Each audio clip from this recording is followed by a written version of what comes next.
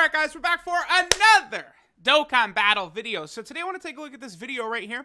Or I want to take a look at this post over on the Dokkan subreddit by Kairu2 right here on the top 10 category teams. Now, this is going to be the top 10 hardest hitting category teams, I believe. Not actually, like, you know, the 10 best. I mean, 10 best, like, it's subjective, right? Because, like, it's like, you know, like, how much is, like, Janemba's defense going to matter on one team versus, like, Kale and Khalifa's dodges on another team, right? So, like, it's hard to say, like, who is the best team, right? Like, I am someone that always says, oh, this unit's the best, this unit's the best, this unit's the best. But it's not clear cut like that. Although I did think Janemba's best TUR for a long time was true. And Kale and Khalifa's best unit in the game is, I think, still true as well. So let's go ahead and take a look at some notes here. So this is calculated using the averages from Dokkan events. Okay, that's very important. So, like, we're not talking about, like, Super Battle Road and stuff like that, right? 3 teams were omitted from the list due to extreme similarities to 3 teams already present. The non-meme Universe 7 team, which is 15.8 million. Movie Boss is led by SCR Cooler with an APT of 15.4 million. And then Kamehameha with an APT of 15.5 million. Each team's lineup was extremely similar to another team, only having 1 or 2 unit differences. Now, one thing about this list is it is one of these things where it's like there's units that don't fit on the category, right? Like, I myself don't really enjoy doing that. Like, running teams that aren't, you know, like, okay, so, like, if I'm going to run Patara, right? Let's just quickly take a look at Patara right here. Yeah, and a perfect example.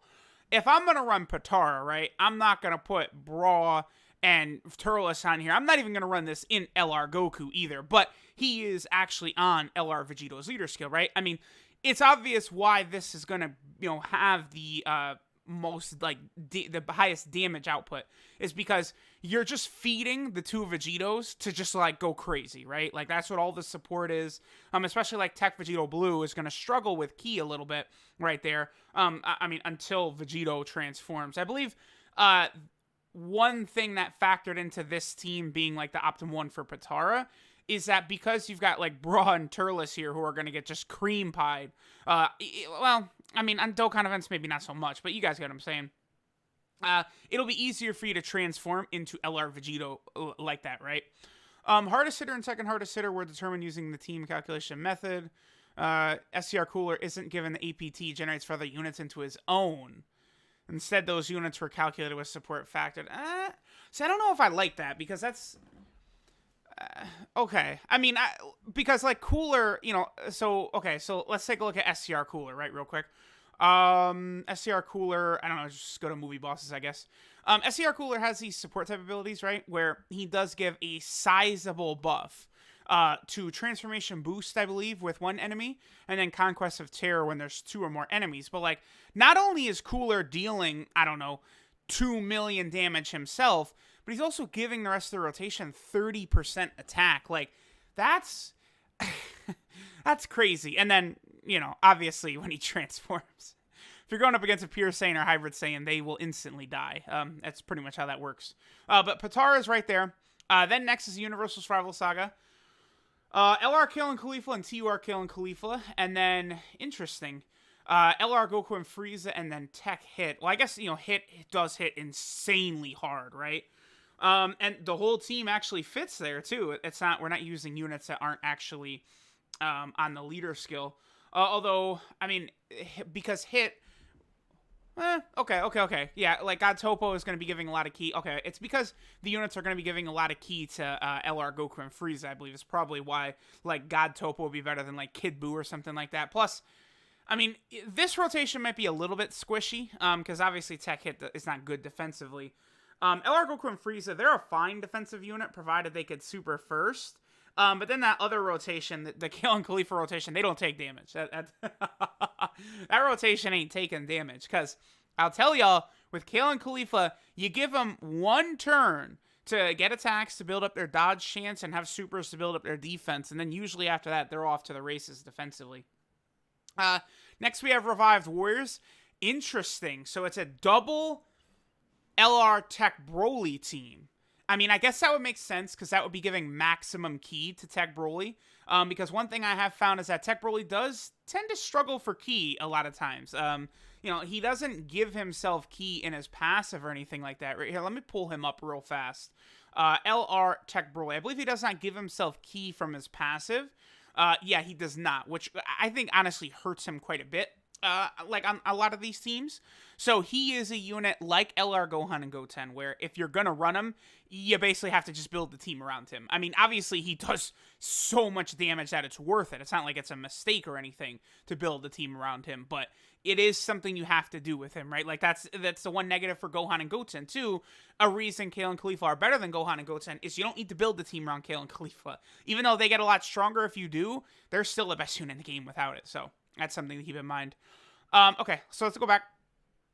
Second hardest hitter is SCR LR Broly. Now, you want to talk about a squishy team. It's going to be this. LR Tech Broly is actually okay after he attacks as well, because he's another one of these units that gets defense on his attack. Once you do that, he's solid. I guess if you got Int Metal Cooler here, he's going to be giving a lot of defense to the Brolys. Obviously, Kid Buu as well. And then, of course, we have Darkness Toa here, who can give you that heal if you fall below 30% HP, so that could be pretty good. Then we have the Sibling Bond / Goku family team. This, of course, is the team led by LR, Gohan, and Goten. Yep, God Goku, Goten. So I've heard... I actually cannot recall what the reason is that God Goku is a better floater than this movie Gohan. I think it's because of LR Gohan. I think. And LR Super Saiyan 4 Goku. But... I did see the discussion about this previously, because what a lot of people like to do is run the movie support Gohan on a rotation with LR Gohan and Goten, right? But the optimal team here has got two non-movie hero units that hit really hard. You know, LR, like, look, LR Super Saiyan 4 Goku is outputting more damage than LR Gohan. Like, a lot of people... I feel like LR Super Saiyan 4 Goku is not thought highly enough of. Can I say that? It's just because I see so many people say they think AGL LR Gohan is better. I mean, that AGL LR Gohan is a special unit. I don't want to hate on him, but I think Super Saiyan 4 Goku, to me, is clearly better. I remember me and the homie Goresh were going to do a video talking about that, but I think that was Goresh's busy season at work. I should see if he still thinks like that. That could be a good video for us to make. Okay, next we have Join Force. Yeah, okay. I mean, this is not surprising. You got the best unit in the game. You're just going to let them just, you know, go crazy. SSR, Kale, and Khalifa is there as well. I can actually build this team. Blue Vegeta, yeah, because he gives so much ki to Kale and Khalifa. And then Broly and Paragus, you have to give that massive buff to Pure Saiyans. That makes a lot of sense to me. And LR Super Saiyan 4 Goku's just that damn good, right? He's just that good. Also, remember that Kale and Khalifa, they do give a buff to Super AGL. That's why you got Super Saiyan 4 Goku as well as Evolution Blue Vegeta on there. Okay, not bad for joining forces. Next we have Full Power. Now, remember, there have been some recent changes to Full Power. I believe this list was made before the recent changes to Full Power, right? Let me actually bring Full Power up real quick. Now, the changes are, you know, only something that could benefit, like, basically all players. But what we have here is several units were added to this category. The Family Kamehameha units were added, so, like, Gohan, Goten, and Goku were added here. The Demon King Piccolos, SCR Demon King Piccolo, and the Tech Demon King Piccolo. SCR Cell was added, and then I believe Int Kid Goku were all added to Full Power, which definitely helps the team out a lot. Golden Cooler, I don't imagine would factor in for like an APT optimal team here, but he will be useful for Full Power in the same vein that SCR Omega is, in that they will give support type buffs to Full Power. Like, Full Power badly needed it, and now we just got two, right, in Golden Cooler and SCR Omega Shenron, so that's very helpful. Okay, so they're running a double Ultra Full Power Super Saiyan 4 Goku led team, because then that will allow them to get Tech TN in there as well. Well, no, Tech Super Saiyan 2 Gohan, he already is on the Full Power team. It's actually very annoying. I've been stuck one dupe away from rainbowing this Gohan for literally like 18 months or something like that. Like, he's just another one of these units I cannot pull from that damn World Tournament banner, because, you know, he's a decent support type unit for certain team builds like this. I do want to rainbow him, but, you know, I just can't pull him. I don't know. I certainly wish I could dump stones into that World Tournament banner, because let me tell you, I would put thousands of stones into that World Tournament banner and rainbow everything on there, but it is what it is, right? LR Goku and Frieza, of course, hardest hitter, and then we have LR Tech Broly is second hardest hitter. I mean, you know, a lot of the same units are going to be the hardest hitters on most of these teams, right? Goku family team, very, very traditional build here. Because of course, you got LR Gohan on there, both LR Gohans, of course, they hit insanely hard. Super Saiyan 4 Vegeta from the AGL part of Goku's leader skill, and then it's just let the Super Saiyan 4s get busy, huh? No support type units, interesting. So it's just let those powerful LRs and then Blue Kaioken and Goku really output damage. Among all these teams, this is the most traditional that we've looked at, right?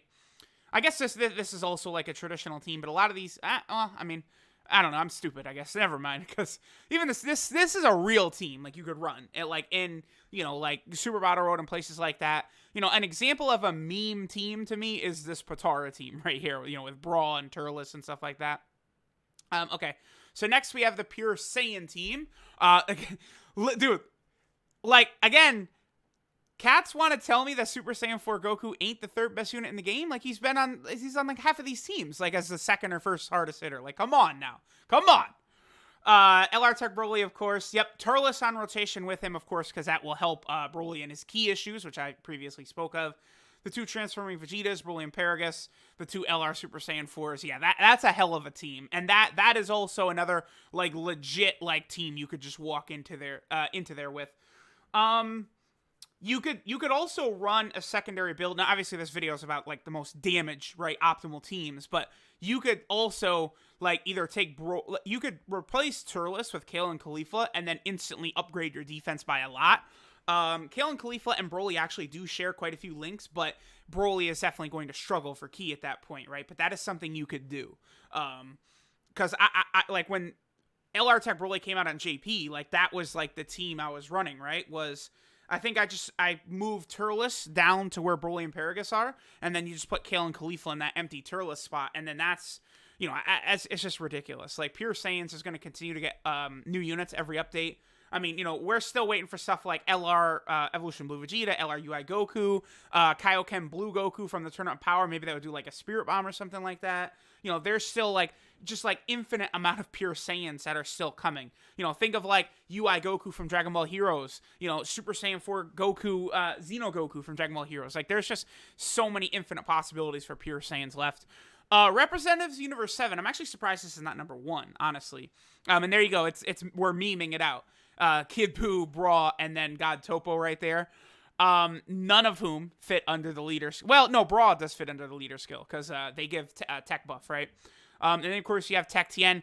By the way, I mean, this Tien, especially if we count units, like the extra damage they give to units, this Tien, like, okay, let me rewind that point, right? So I want to go back up to this where it's basically saying that they're not counting the support type buffs that units give to determine like the second hardest hitter or hardest hitter, right? It's just the damage that unit is dealing.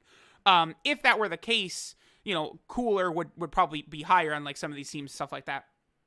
But specifically, this Tien, after his awakening and he gets his 50% support type buff, you're going to have to back away because this man is going to be, like, he's going to be adding to the team some of the most damage, like, ever, because he's going to be giving 50%. He's also going to be creating tech orbs for LR Goku and Frieza, and this man is going to be getting 20% attack per orb, 20% defense per orb, because right now, it's very squishy if you'd run this Tien, like, in slot 1, which is probably what you want to do, but after this, after he gets his Dokkan Awakening, oh, man, is he going to be impressive. 17 is the second hardest hitter. Oh, I guess because it's like, I guess it should be LR Goku and Frieza and then LR Goku and Frieza, right? But yeah, obviously 17 is hitting hard. Like, he's like a Dokkan Fest exclusive, whereas, these are like units not under the leader skill except for Brawl, and then he's just like a support type unit, right? And then number 1, I guess this does make sense, is a Conquest of Terror / Transformation Boost. It's a strong team. I mean, we've been talking about how crazy Transformation Boost is, and then here you go. This is the fruit of that.